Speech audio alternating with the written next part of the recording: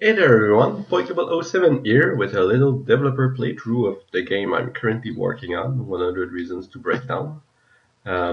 It's a Metroidvania in a sort of sci-fi setting with, a little more focus on story than my other games, since, there weren't any story in Friday the 2013th, and while some of my other games had some text in them, well, it wasn't as developed as the story in this one, but I'm just going to play through the actual game and show you what I have yet.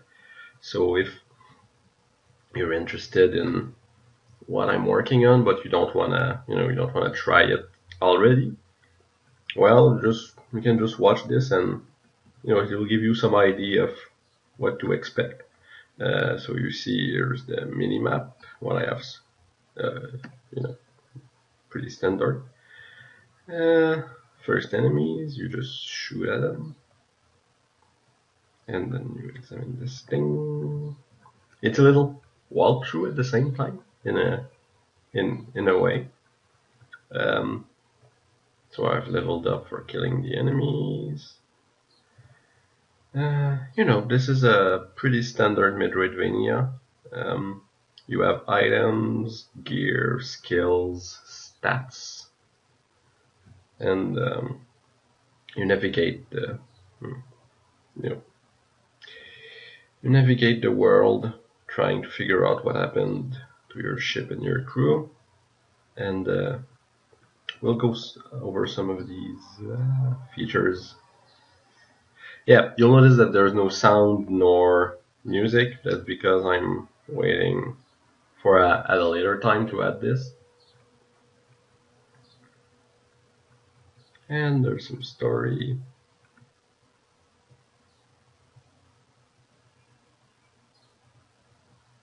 So there's achievements in this system, and you have plenty of achievements. So, and they actually give something. Some gear uses your achievement percentage completion in order to get stronger. And I'm planning to add some story beats that can only be seen if you have most, if not all, of the achievements. There's another system based on enemies you kill. You see these cards, they represent all the enemies in the game, and there's a number right up top that represents how many of these enemies you need to kill. For these basic enemies, it's 32, and they give 1 experience each. So after 32 kills, in most cases, you won't be able to get any more experience from that enemy type. So there's a theoretical maximum level that the player can attain. And there might be some bugs in this playthrough because that was way too easy. Because it's been a while since I worked on the stuff that's at the beginning of the game, and I'm mostly a quarter of the way done with at least content generation and creating rooms and stuff like that. So something might just break because somewhere in a later room I've changed the rules and how a thing works, and I might have to fix it live, or maybe I'll just ignore it. Like this dripping acid is quite dangerous. That giant worm fight was way too easy, and it might have been because at a later stage, we fight another of these giant worms, and it was way too hard, so I nerfed it too much.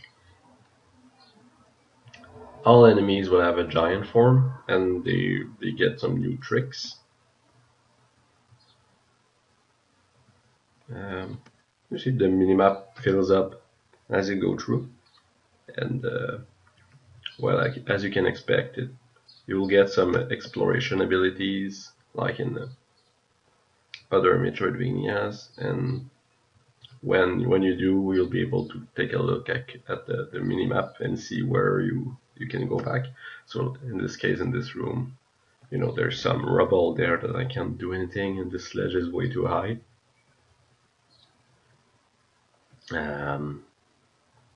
You know, if you look at all the games I've made so far on my website, I've always tried to... Alright, so here's the first challenge. I don't know how it's gonna go, but basically there are many challenge rooms in the game, and each challenge is kinda sorta unique, and completing challenges will give you often gear or other items. This challenge is very straightforward. You have 60 seconds to kill all of these snails. You know, the art isn't... Well, it's kind of final because I'm not going to make better art myself, so... And when you complete the challenge, I get a gun part. So all you see are guns. And see, the text is a bit garbled. Gotta fix that. And you can equip gun parts. This one increases damage by a little bit, so you can see it goes from 11 to 13. And the amount of gun parts you can equip is based on your customization limit at the bottom. There are 3 stats: power, grit, and energy, and they upgrade as you level up. And sub-stats such as attack damage or, you know, number of gun parts depends on the main stat, the main related stat. Yeah. So 100 Reasons to Break Down isn't going to be a very tough game in a way, because even if you die, which I probably will, at worst you respawn in the room you died in. The game automatically saves each time you leave and enter a room. So, you know, the worst is gonna happen is you maybe waste a few seconds, and even then you'll be able to, when you die and respawn, you be at a minimum of 25% of your life. So if you died at 1 HP, you're not going to be stuck in a loop of dying continuously against the same enemies. There is a giant enemies in here. Oh, see that? Alright, this snail thing is okay, but that giant fly was going way too fast. And now that I have 6 of these info pack things, I can open this here. Now we move to a different tile set. You know, there's an explanation for all of this. You're on this planet and there are these facilities. I know it's a bit lifeless because there's not much in the animation, but these things are annoying. Alright. And yeah, you know, there's the surface of the planet which we were in before, and this, I think this is a puzzle. Yeah. I don't remember by heart what the answers are, so I have to get these 3. Oh yeah, something important about 100 Reasons to Break Down is, you know, the max box at the bottom right of the screen represents how many, I think there's stuff to do that way. It represents how many info packs. Well, it represents your maximum level and the number of info packs you have, so your level can be higher than that. And first real boss here. So I mean, if you have 10 info packs, and even if you kill enough enemies to have enough XP for level 20, well, your maximum level is still going to be at 10. And that's the first actual boss. I hope it goes fine. So bosses are pattern based mostly, and they're members of your crew, and I'm not even sure if I'll be able to defeat this one. So, you know, standard, I think, fairly standard thing of boss does things, and when you damage it, it starts doing these things faster.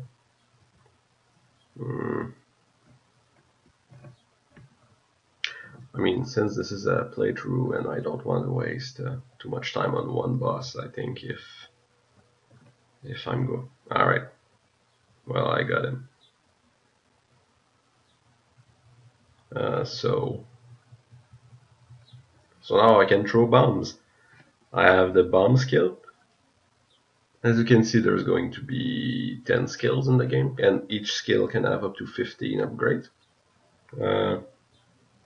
The item bar, so that's the to the right is the collection of items you've discovered. Gear, guns, cards, buffs, quit, pretty standard stuff. And now that you have the minimap, you can see that there are more than one worlds. Actually, there are 10, and each with different properties. This one is Fire World. World 2 is Fire World. Actually, in game lore, it's called State 2, but World 2 works just as fine. Let's throw this bomb here and miss everything.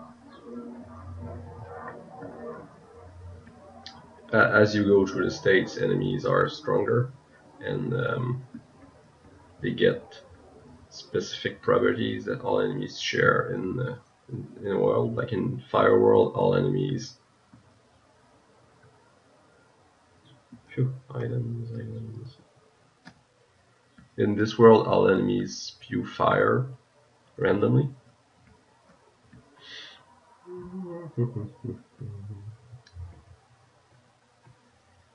These little flower pot things are breakdown altars. Ooh, enemy scan. I'm gonna equip it. So you can equip as much gear as you want, and it all has downsides. So this enemy scan thing I just equipped allows me to see how much health enemies have remaining, but at the same time it lowers my critical hit chance, I think. And these are restoration altars that bring you back one state, and these bring you down one state. Another interesting, so you see all these things have 100 HP, and as I hit them, well, this goes down, so works as usual. In state 1, your maximum level can only be lower than 9. In state 2, it's gonna be lower than 19, and then 29, and so on.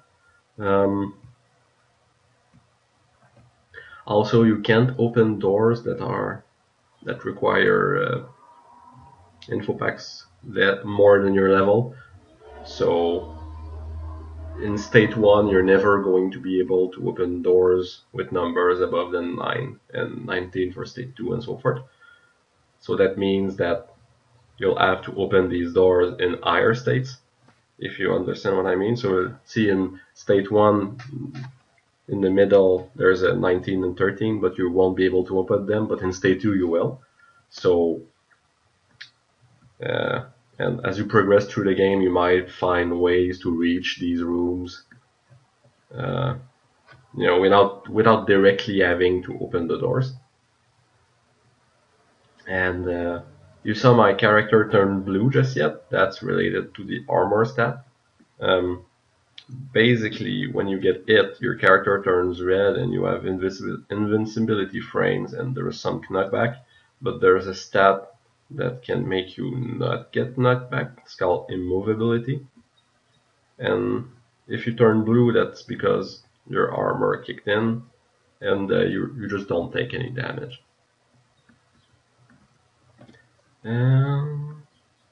So you see there's another glitch right now.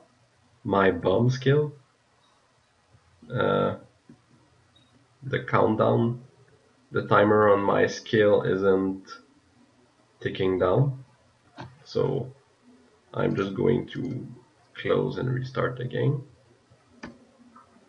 and see if it kicks in. Alright, it did. Well, that's weird.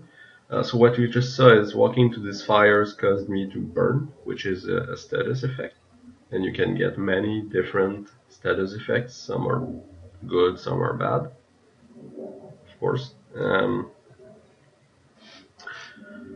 And there's all damage types can cause one status effect, and there's one different damage type per world, more or less.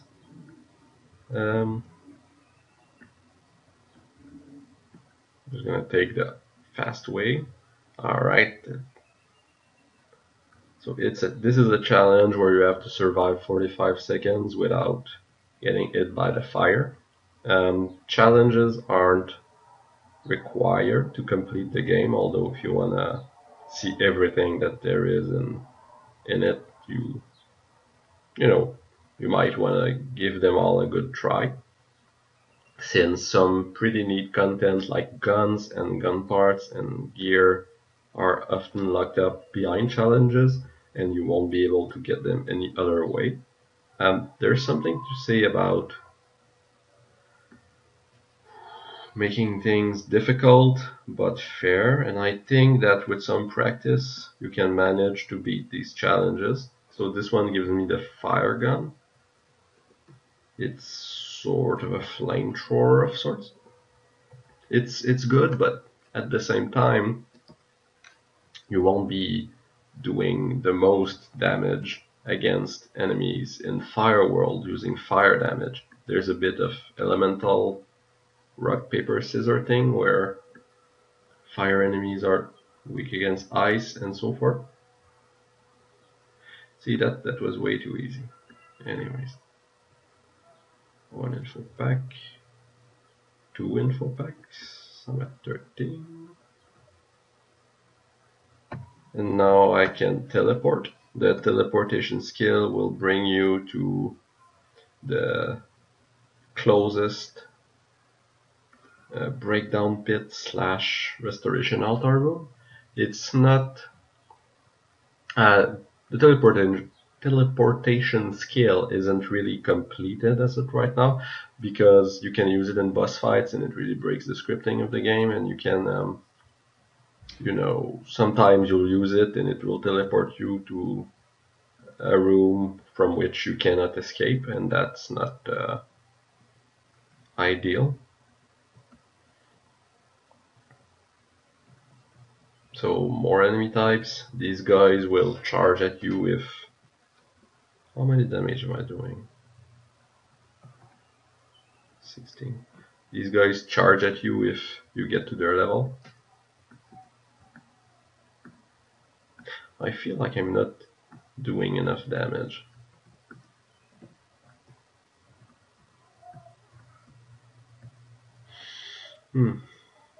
These enemies will move back and forth on platforms, and they sometimes turn around to move in your direction, and since they're a bit smaller than normal enemies, well, I think this fire isn't real. Well, that's not... increases fire rate. It's weird. It's like, I swore that... Alright, that's another minibus. So you know, so this one goes very fast if you're on that side of the screen, and then it throws fire, so you have to jump over it. More planet surface. Here's that guy again. Just exploded the spaceship.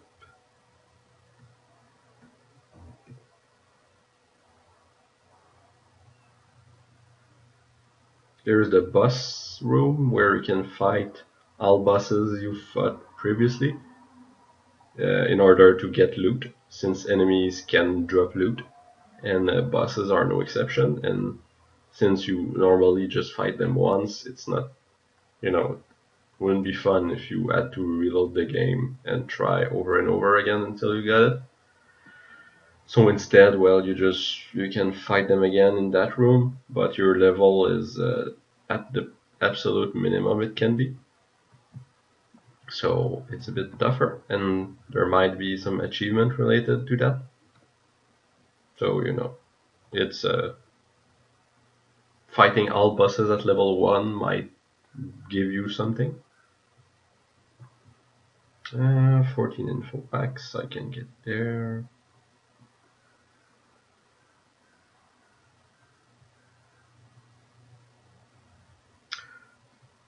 Story. So now my onboard computer is telling me that I have to go back all the way there. So the main character isn't very happy since, you know. Let's cure that burning status. So, because it doesn't want to have to backtrack all the way over there. I don't think we'll have to. Little mine area. Actively on fire. Let's break down here. So now we're back in state 1. It's a mine, so mine carts, things like that. Let's go pick up that treasure box.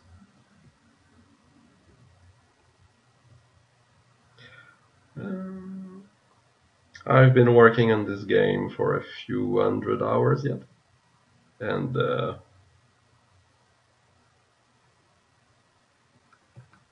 flight gear increases movement speed a little. This laser is deadly, so you can see on the map that although there is a way down, it's blocked by an obstacle. I've been working on this game for about 400-ish hours, maybe a bit more, but since I don't do this as a job, well, I'm working on it about 1 or 2 hours per day. You might have noticed that my character didn't appear exactly on the screen where he left the other room. That's because all rooms only have one entrance at each side. Oh, that's a dumb puzzle, I think. I don't want to do it. Each room has only one entrance, so these minecarts are on fire.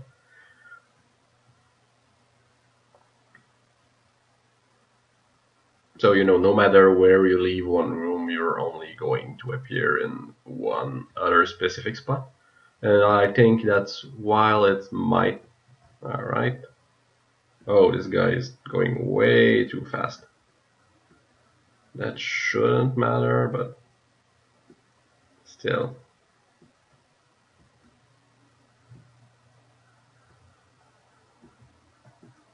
It might be a bit jarring, but otherwise, you'll just know that you always appear somewhere else than where you've disappeared, and that's not. After the first time or so, you'll be fine with it. So now, actually, this wasn't there in my design document. This doorway here that allowed you to just skip some backtracking and just go back. And now I don't want to fight these guys, so I'm going to use a very cheap thing and just teleport there.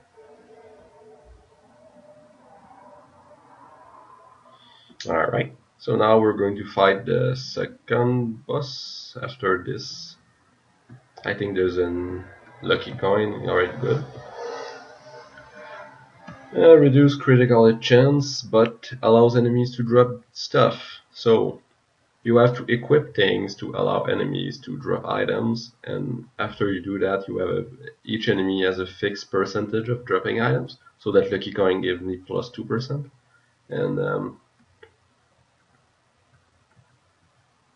that basically means that all enemies have the same odds. So this is the second boss. He uses this sword thing.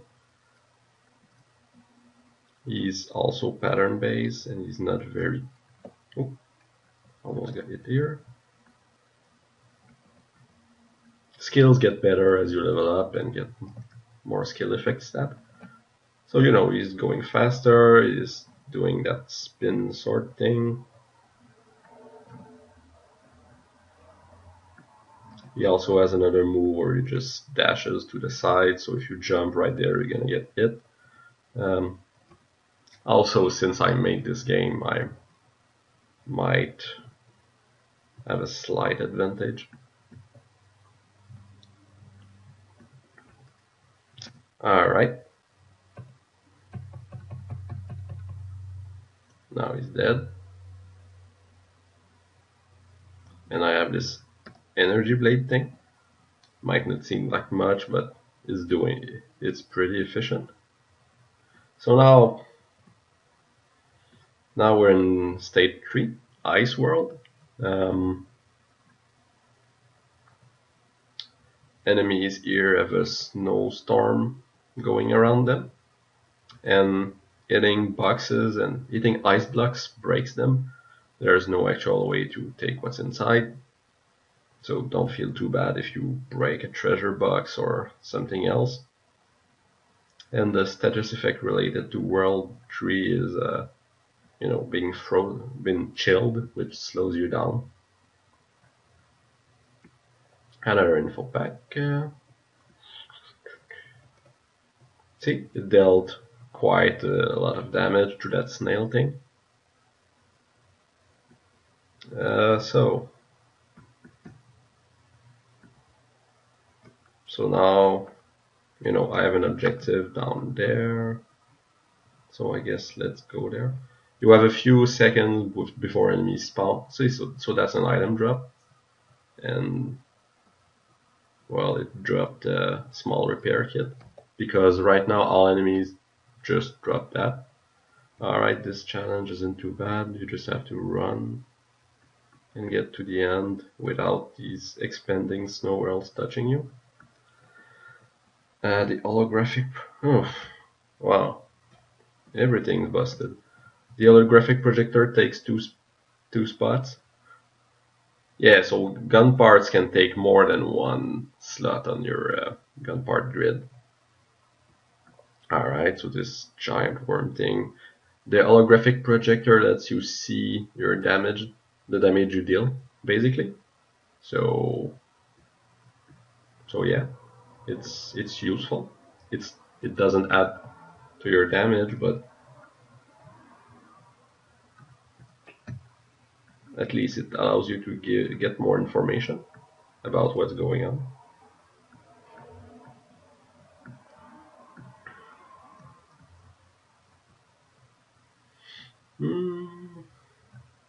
Alright, let's go down there. In state 2 you couldn't go down there because there was acid and fires, but now the acid is frozen, so you can go. There's a spaceship down there in space, under the planet, but you can't get inside, and there's some weird device to the left of the screen. When you go there, it's state 2, so it's on fire, and here you see all these guys there. Another info pack. Alright, let's kill these snails first. Enemies respawn after a while. By default it's around 5 seconds, I'd say. So if you kill all enemies in a room, after 5 seconds they'll come back. Alright, let's break down even more. So now the device is shooting acid at the ship's hull. And now you disable that so you can get into the ship. A new enemy type that shoots, well, plenty of new enemy types. Flying fishes and boxes that shoot. Helmet. +1 armor. And here's this giant enemy frog. You attack its weak point for massive damage. But seriously, so you might have noticed that you don't see the damage coming up from your attacks. That's because in state 1 your energy isn't high enough, so your equipped gun parts aren't actually there. The only thing that stays equipped is your gear, so you progress through the game, you get stronger, you get better gear, so that allows you to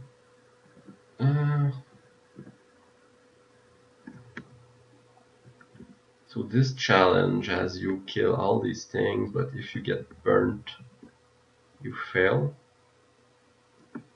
And by burnt I do mean the status effect, so as long as I just kill them without getting hit too much, I shouldn't just spontaneously get on fire. So these are buff items, as you can see there. We've discovered more items. Moving on. I think this is a challenge. Oh no. Oh no. This thing is going so fast. Alright. Monster bait, which makes it so that the second you kill all enemies in a room, they just respawn instantly. It's very useful if you're on a grind or just if you want to kill as much enemies as possible, which is kinda important. I don't know if I can show it yet, but these checkboxes mean that you have killed the giant version of that enemy. The first checkbox, the last checkbox means that you have gotten that enemy's item. And let's see down there, these bosses, the middle checkbox means that you have killed all of the required number of enemies, and you get a little blob of text. And if you get the text from all enemies, or most of them, you can piece together a story, actually the backstory of what happened before the game. There's going to be other ways for me to show parts of the story. Let's just throw them on here.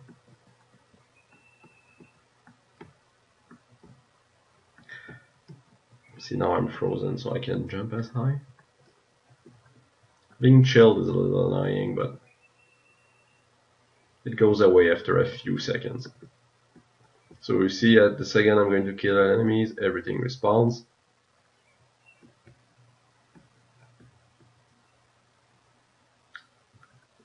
These are attack items. This small Molotov thing just deals damage. These items are quite useful. I think this challenge requires me to kill everything just by using the blade, but it also removes a cooldown from it. Normally it has a 20-second cooldown reduced by your cooldown reduction stat. Alright, Lucky Trousers reduces armor and status resistance, but adds item drop rate. Then equip that. I know it's always a choice between, in this case it was between defense and gear, but I mean, I don't want to make the choices too difficult either. I mean, help. I mean, I don't want to force the player to choose between getting loot from enemies and dealing any damage at all, or some items might have harsher choices, but in general it's going to be fairly subdued. So now I have 25 info packs, so that means I can go that away. And I can go that away too. And where am I going now? I'm not sure. One of the biggest questions I've been asking myself about this game is if it's too big. Wait, there's a challenge here.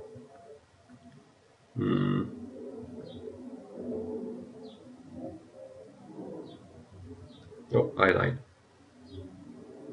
So when you die, you just respawn with 25% of your health. Alright, so now... Okay. So now I have to go back up there at the middle, near to where I fought the boss. Normally I could teleport, but... if I teleport, I'm going to warp exactly where I've been. So now I just want to get over these guys, if they let me. These guys can be very annoying. I'm dead again. I just want to get up there before they spawn and bounce my way without getting frozen. Geez, these guys deal a lot of damage. Well, I only have 40 health, so... Small Molotov.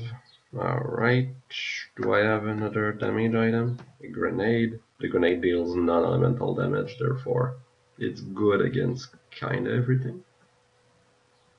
Moving on, moving on.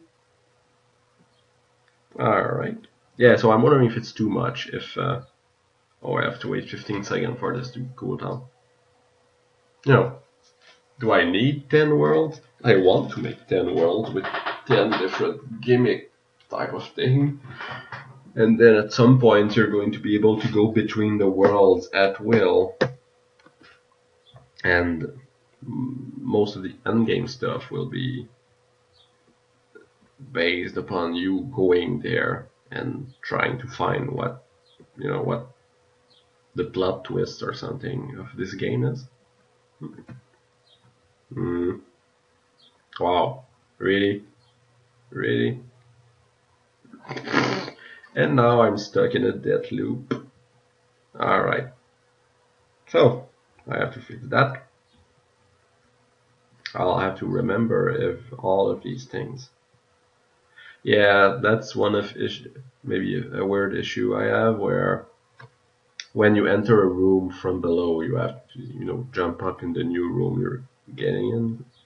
But there's no, I feel that there's no good way to, you have to make the player move left or right in order for them to land on a solid platform. Alright. But it doesn't work all the time, like you saw in that poison room where I just fell into acid over and over. What's in that box? Learning lens. Learning speed is the number of kills you actually get when you kill an enemy. That means that if, instead of adding 1 to your card and getting 1 experience for the most basic enemies, it will add 2 and you'll get 2 experience. That's also a stat that's, I think, influenced by energy, yeah. So, you won't need to kill as many enemies as it says in order to get all the loot and the cards. So now I'm moving this frozen laboratory. These enemies can only be killed by fire. So I'll use the flamethrower. These fish act a bit weird, but that's because they try to. Alright, so the red capsule adds fire damage to all my attacks. They're supposed to try to dodge your attacks, but since fire is a stream of bullets, they just dodge. They dodge poorly. Oh, shouldn't have run into that frog. Let's heal a bit.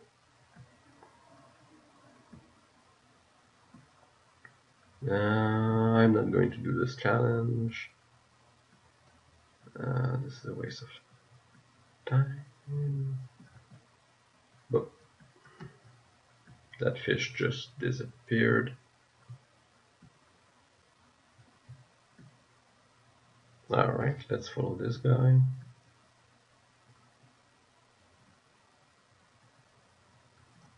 So now you unlock the double jump, which allows you to jump double the times.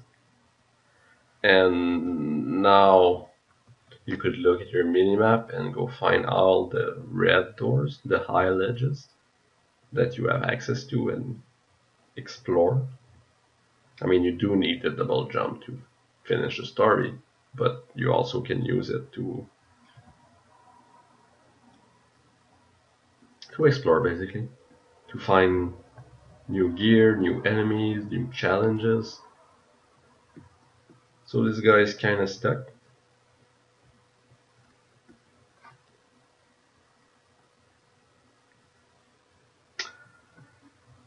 And he's kind of an idiot.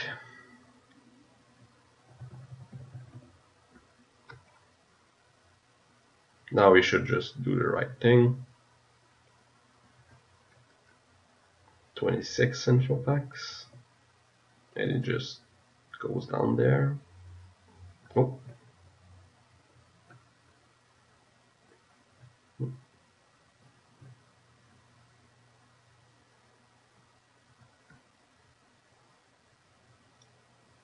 This boss is a pain. Alright, it's dead.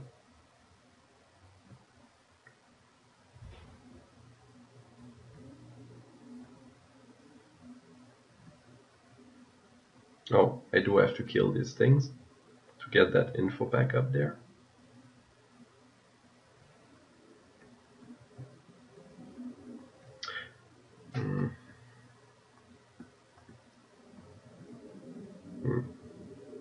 See, the screen is full of these snow whirls. So I was constantly chilled. Am I going to die? I don't know. Just try to kill that guy before he kills me. Now that enemy is on fire, so it died. Alright. 28 info packs. Let's go see what that treasure up there is. And burn that fish. So you know, item finder. Oh, is it a one use? Is it a gun part? Oh, it is. And it takes quite a lot of space. Alright. So, you know, you have a good idea of how 100 Reasons to Break Down plays-ish. Alright, so this is a one-way thing. That brings you back to state 1. That's because you need to go here to explore more places. And I didn't want to have the player to do all that backtracking room by room. So I've added shortcuts here and there. I think that's going to be it for this video. It gives you a good idea of the kind of thing you're going to see in this game. I mean, my boss AI isn't the most advanced, and right now the challenge isn't even. I mean, it's not properly balanced, and I don't expect it to be properly balanced yet. Then I'm still only 25% in development. And as you saw, there are a few bugs that I still have to fix. But still, that's 100 Reasons to Break Down in a nutshell. It's a Metroidvania with a story that I hope will be at least interesting. And RPG mechanics, loot, level ups, skills, things like that. And basically it's a game that I made because I wanted to play it. I mean, I love Metroidvanias. They're one of my favorite genres, and after making that Friday the 13th game, I really wanted to make a game with story and, you know, a story that follows itself with, you know, events and things like that, and characters, and yeah, so that's what I have so far. If you have any questions or comments, don't hesitate to contact me on Twitter at Poik007 or at my Gmail at poik007@gmail.com, or at my website jeremytessier.com. You know, that's my game. If you want to play it, there's an old version on my website, and I'm going to release a newer one soonish. In about a month or so. So that's soonish. And it should fix a few problems that were there in the first version. But yeah, game design and game creation is super fun, and I hope you at least enjoyed watching me play my game and explain what it's about and all that. Alright, thanks guys. Poik007 out.